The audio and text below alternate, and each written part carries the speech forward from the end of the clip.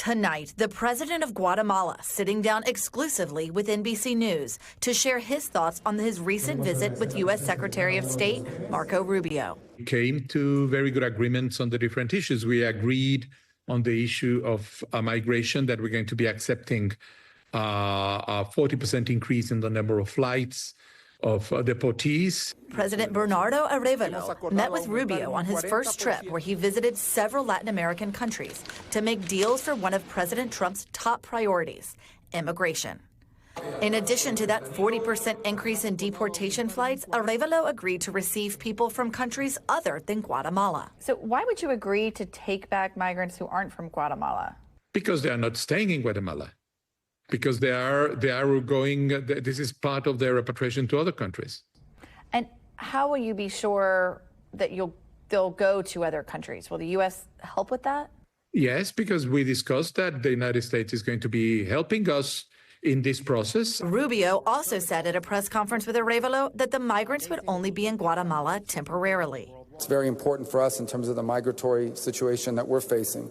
His willingness to accept not just nationals, but those from other nationalities as they seek to ultimately return to their own homelands is also important. The news that Guatemala agreed to take back other nationalities appeared to be a win for Trump, who has promised the largest number of deportations in U.S. history, but is hampered by countries who are reluctant to take back their nationals, like China, and until very recently, Venezuela.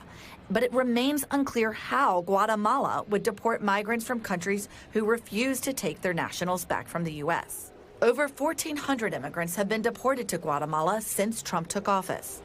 Our cameras were there today as 171 immigrants recently deported from Miami stepped off the plane to restart their lives in a country many left long ago, including Andres Sanchez Gomez, who leaves behind 4 kids in the U.S., including one who is a U.S. citizen.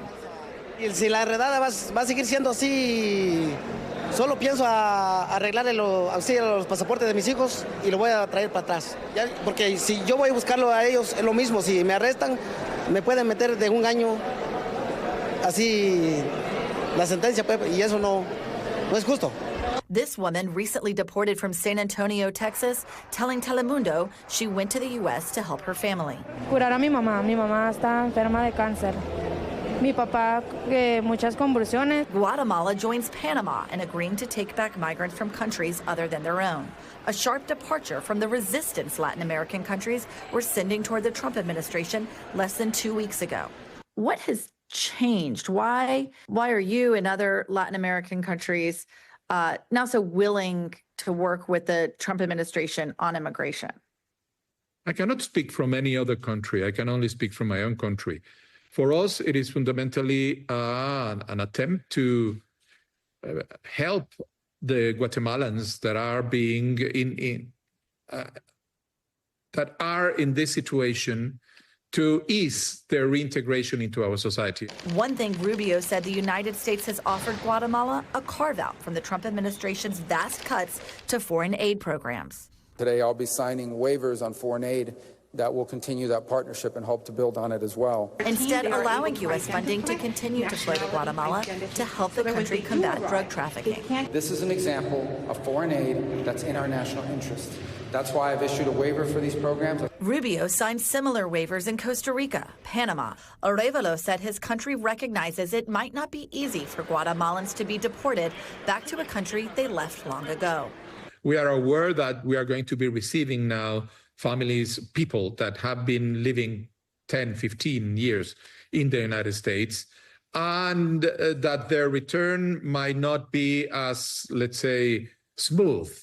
Julia Ainsley joins us tonight live from Washington. Julia, great interview there, very insightful. So I think our viewers probably have the same question I have. Once the migrants go there to places like Guatemala or Panama, but they're from other countries, what happens to them?